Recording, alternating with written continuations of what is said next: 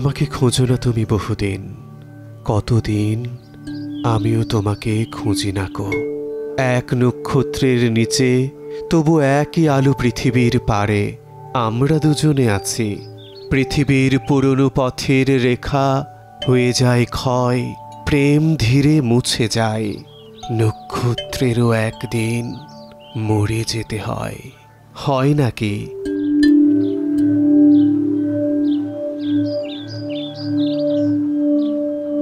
বাংলা কবিতার ভাষা, রূপ, রস জীবনানন্দের মতো করে আর কেউ বিলাতে পারেননি। কবিতাকে তিনি ঋদ্ধ করেছেন পরম যত্নে। তার লেখায় বাংলার প্রকৃতি, প্রেম আর একাকিত্ব এসেছে ঘুরে ফিরে।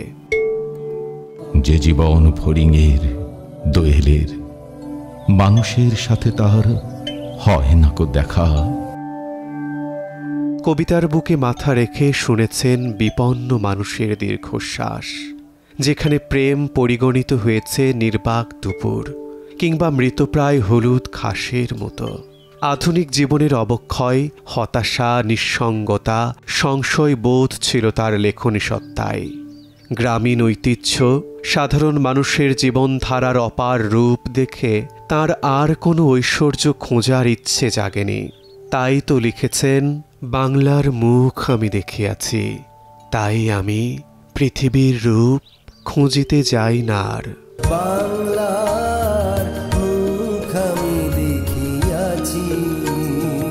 বরিশালের কীর্তনখোলা নদীর পাড়ে জন্ম নেয় বাংলা সাহিত্যের আধুনিক এবং অনন্য এই কবি।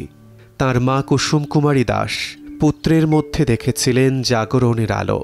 তাই তো লিখেছেন, আমাদের দেশে সেই ছেলে হবে কবে, কথাই না বড় হয়ে কাজে বড় হবে। নিঃশব্দেই যেন কবি জীবনানন্দ দাশ মায়ের সেই ইচ্ছাকে গ্রহণ করেছেন, যাকে কথায় পাওয়া যায় কম, কবিতায় বেশি। চুল তার কবেকার অন্ধকার বিদিশার নিশা, মুখ তার শ্রাবস্তির কারুকার্য। 56 বছরের জীবদ্দশায় কবিতার পাশাপাশি প্রবন্ধ, গল্প, উপন্যাসও লিখেছেন জীবনানন্দ। কিন্তু কবি হিসেবেই তার পরিচিতি সবচেয়ে বেশি। জীবিকার তাগিদে বিভিন্ন জায়গায় ঘুরলেও কোথাও স্থায়ী হননি।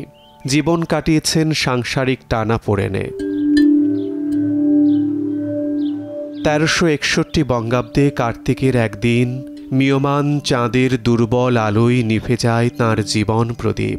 তবু রূপসী বাংলার কবি জীবনানন্দ দাশ তাঁর কবিতার মতো হাজার বছর ধরে পথ হেঁটে চলছেন এবং কবিতার মধ্য দিয়ে বারবার ফিরে আসছেন প্রিয় স্বদেশে।